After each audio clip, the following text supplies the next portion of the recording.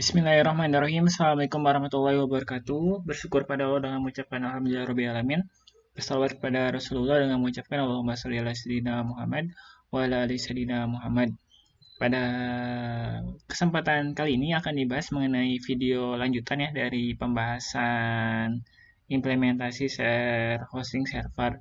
Di mana pada video pembahasan ini akan dijelaskan bagaimana caranya menginstal dan mengkonfigurasi yaitu PHP-admin. Sebelumnya, jadi PHP-admin ini adalah sebuah aplikasi yang diakses via web browser atau aplikasi berjenis website di mana digunakan untuk mengelola database. Database apa? Database-nya itu bisa MySQL maupun MariaDB, bisa personal database dan sebagainya. Intinya, PHP-admin ini sangat berguna sekali untuk mengelola yang namanya database. Di video sebelumnya sudah dijelaskan ketika kita ingin mengelola database, kalau misalkan belum ada PHP-admin, maka kita harus mengetikkan komen lain atau perintah-perintah, misalkan mau buat database perintahnya apa, kalau membuat tabel perintahnya apa, dan sebagainya. Dengan adanya PHP-admin ini, kita tinggal mengakses aplikasinya via web browser, kemudian tinggal mengklikkan menu-menunya atau fitur-fitur yang sudah disediakan sama PHP-adminnya. Jadi syarat pertama untuk melakukan install PHP-admin adalah database servernya sudah terinstall karena kita menggunakan MariaDB. Kemarin sudah dijelaskan bagaimana cara menginstal dan konfigurasinya. Kemudian harus ditekankan juga bahwa PHP-admin ini menggunakan bahasa pemrograman PHP. Jadi sebelum kita menginstal PHP-admin, bahasa pemrograman PHP-nya harus diinstal terlebih dahulu. Untuk melakukan instalasi, karena di Debian 10 tidak bisa melakukan instalasi menggunakan perintah apt-get install php-admin langsung, maka di sini kita menggunakan cara yang lain, yaitu dengan mendownload source code dari si php-adminnya. Caranya, kamu buka dulu link php-adminnya di php-admin.net/files.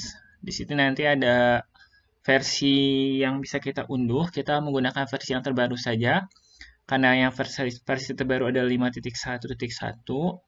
Nanti kita kopikan aja linknya. Caranya tinggal ini kan menu download ya, klik kanan, kemudian copy link address. Karena nanti kita akan melakukan download lewat dari si Debian servernya menggunakan perintah yang namanya wget. Jadi wget ini adalah perintah untuk mendownload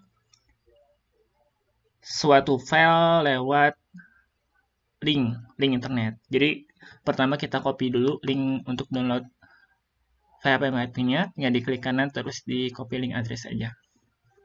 Kemudian kita login ke servernya atau akses ke servernya.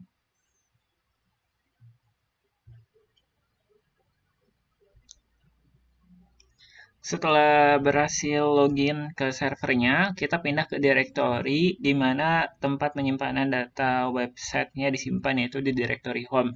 Karena pada video sebelumnya sudah dijelaskan bahwa directory web servernya kita sudah pindahkan ke directory home. Maka kita harus pindah ke directory home dengan menggunakan perintah cd atau singkatan dari change directory terus home. Kemudian kita download paket file php-adminnya dengan menggunakan perintah wget spasi tadi di paste copy linknya ya.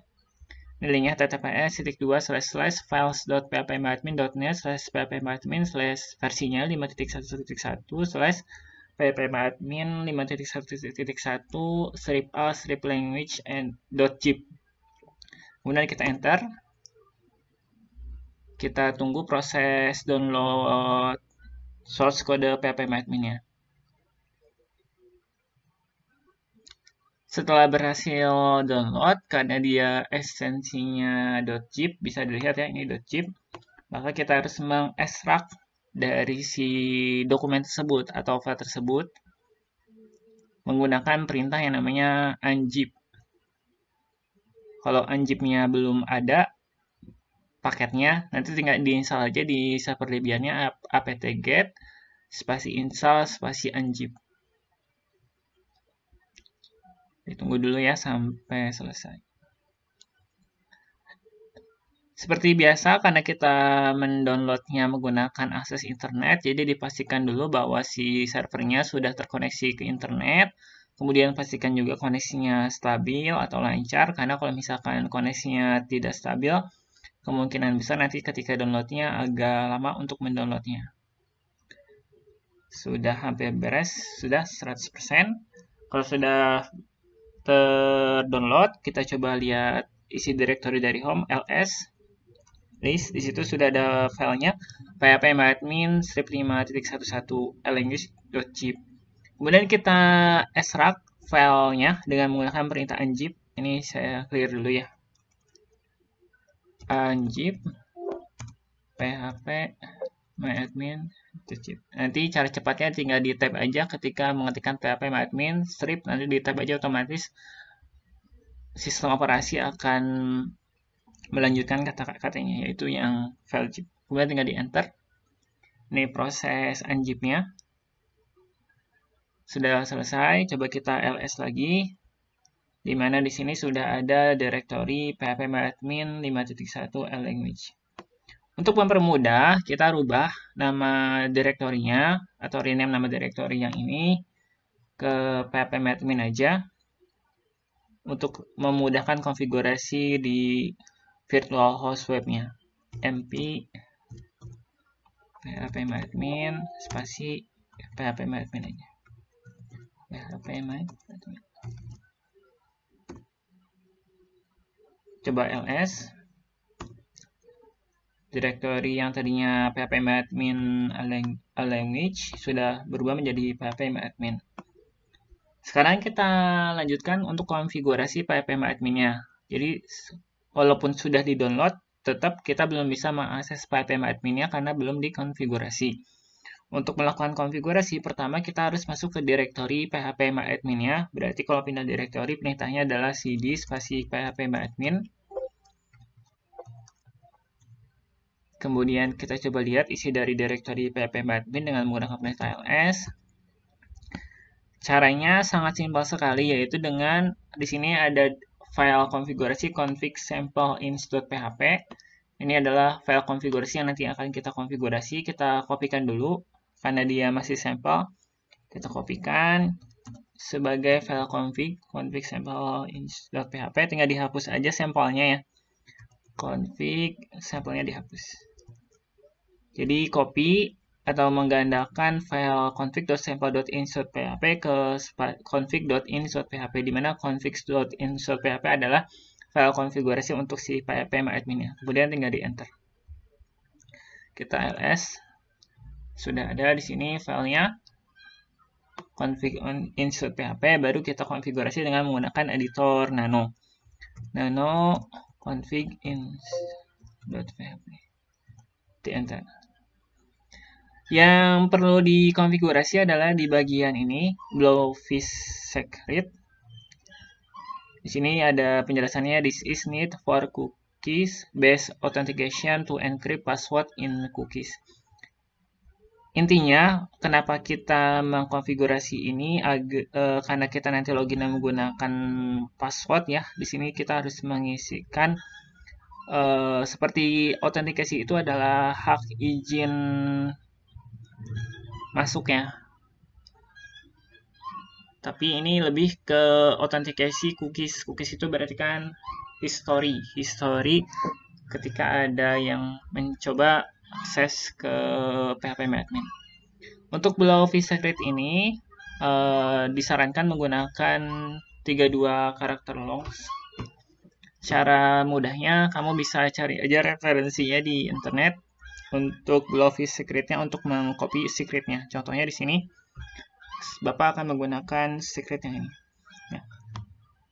Jadi hanya mengedit file config ins-nya itu, menambahkan bagian Blowfish Secret-nya aja. Tinggal dipasang di sini. Kalau sudah, tinggal di save, ctrl-x, y, enter.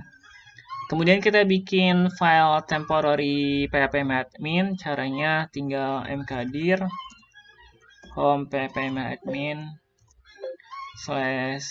/tmp temporary. Kemudian kita buka lagi file nanoconfig install PHP-nya. Kita tambahkan untuk konfigurasi temporary file-nya di paling bawah aja. Sebenarnya ini opsional tapi sangat disarankan ya.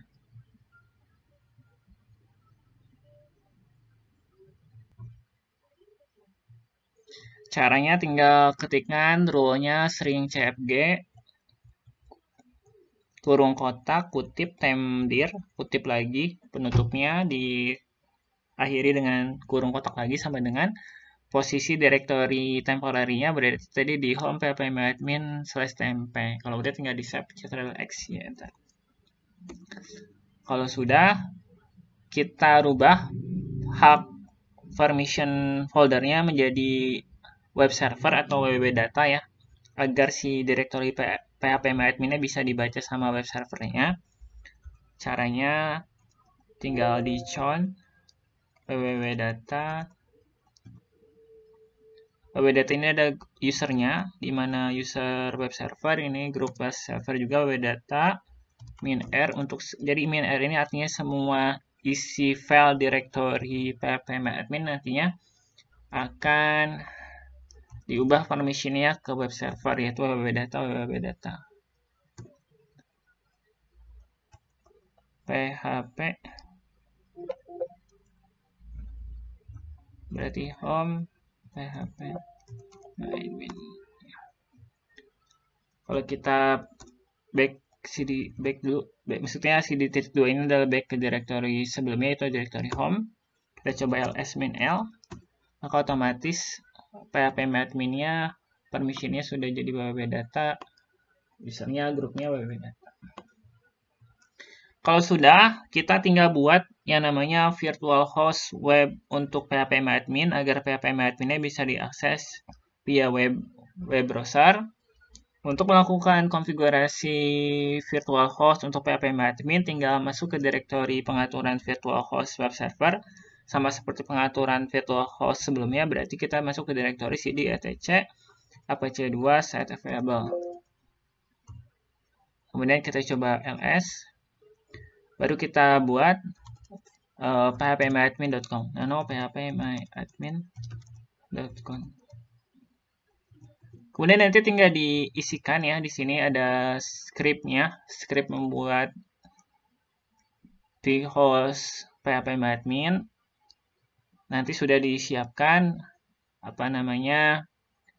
file vhost-nya. Jadi nanti tinggal di copy pastekan saja dari si vhost ini. Intinya vhost ini dimana kita coba ke atas ya. Jadi ketika kita akses alamat server /phpMyAdmin atau nama domain akan diarahkan ke directory home phpMyAdmin, di mana directory home phpMyAdmin ini adalah directory tadi tempat kita melakukan konfigurasi phpMyAdmin. Untuk di link di rule bawahnya, intinya agar semua directory yang ada di dalam phpMyAdmin atau konfigurasi yang ada di phpMyAdmin bisa terbaca oleh web server. Jadi nanti kamu tinggal lihat yang sudah dibuat vhost web servernya, kamu tinggal menyesuaikan aja dengan apa yang ada di dalam file tersebut. Kalau sudah membuat vhost web server untuk phpMyAdmin, tinggal di save aja. Caranya tinggal di Ctrl+X ya, enter.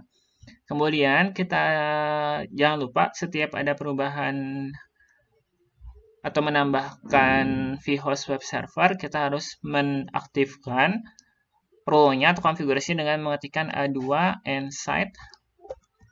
Kemudian nama konfigurasinya berarti phpMyAdmin.com. Di enter. Kalau muncul set phpMyAdmin already di enable, ini karena sudah di enable sebelumnya. Kalau belum, biasanya nanti ada muncul harus mereload yang namanya service apache 2. Kita coba reload aja service apache 2-nya etc init.d/apache 2 spasi restart. Oke, kita coba lihat statusnya. Alhamdulillah masih aktif, nggak ada yang error. Berarti kita tinggal coba akses phpMyAdmin-nya. Pertama, kita coba cek dulu IP address servernya ya, IPA. Di sini contohnya server Bapak IP-nya 192.168.132.1. Jadi nanti tinggal akses ke buka web browsernya, kamu new tab, masukkan aja alamat IP servernya /phpMyAdmin, karena kita tadi mengkonfigurasinya di virtual host web servernya alias phpMyAdmin. Kalau sudah tinggal di enter.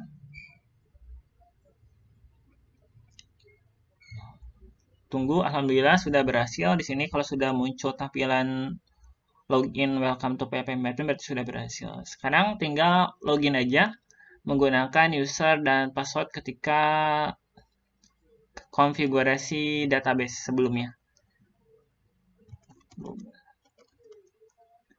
Kemudian tinggal login. Kalau gini berarti salah password ya. Pastikan passwordnya dengan benar. Tinggal di go lagi. Berhasil, sudah berhasil login ke phpMyAdmin. Contoh sederhana, misalkan kita ingin membuat database. Kalau misalkan di servernya, kalau tanpa phpMyAdmin, maka kita harus login dulu ke database servernya. Berarti kalau mau login ke database servernya, MySQL, -u ini username, root, -p, password, titik koma. Jadi login ke database server MySQL menggunakan akun root. Kemudian kita masukkan passwordnya, yaitu yang sudah kita konfigurasi di enter. Kalau mau bikin database, kita harus mengetikkan perintah atau command line. Contohnya kalau buat database, perintahnya adalah create database. Misalkan latihan atau ini deh, database iot suhu misalkan, underscore suhu. Kemudian titik koma, di enter. Terus kalau mau lihat database yang udah kita buat, perintahnya show database. Titik koma, enter. Di situ ada database iot suhu sudah berhasil dibuat. Tapi kalau pakai phpMyAdmin caranya mudah banget. Coba kita reload dulu ya. Di sini tuh iot ada 2 tuh, iot suhu. Cara bikin database tinggal klik aja database, kemudian create database atau masukkan nama database yang mau kita buat, misalkan iot sensor. Kalau sudah tinggal di create. Jadi kalau menggunakan phpMyAdmin lebih dimudahkan karena tidak perlu bukan menghafal sih sebenarnya, tidak perlu menggunakan command line seperti ini. Ya. Tapi disarankan pelajari juga command line dari perintah dasar dalam mengolah database. Kenapa? Karena suatu waktu jika terkendala dari sisi akses phpMyAdmin-nya, sebenarnya kita masih bisa mengolah database melalui yang namanya database server lewat command line. Mungkin itu aja yang bisa disampaikan, kurang lebihnya mohon maaf. Nanti kita coba praktikkan langsung ya ketika pembelajaran di sekolah. Atau yang mau coba di rumah, mangga dipersilahkan. Nanti jika ada yang ingin ditanyakan bisa di kolom komentar atau bisa langsung tanyakan ke Bapak saja. Terima kasih. Kurang lebihnya mohon maaf. Kesempurnaan hanya milik Allah Subhanahu wa taala. Kesalahan mutlak dari pribadi saya sendiri. Kurang lebihnya mohon maaf. Wassalamualaikum warahmatullahi wabarakatuh.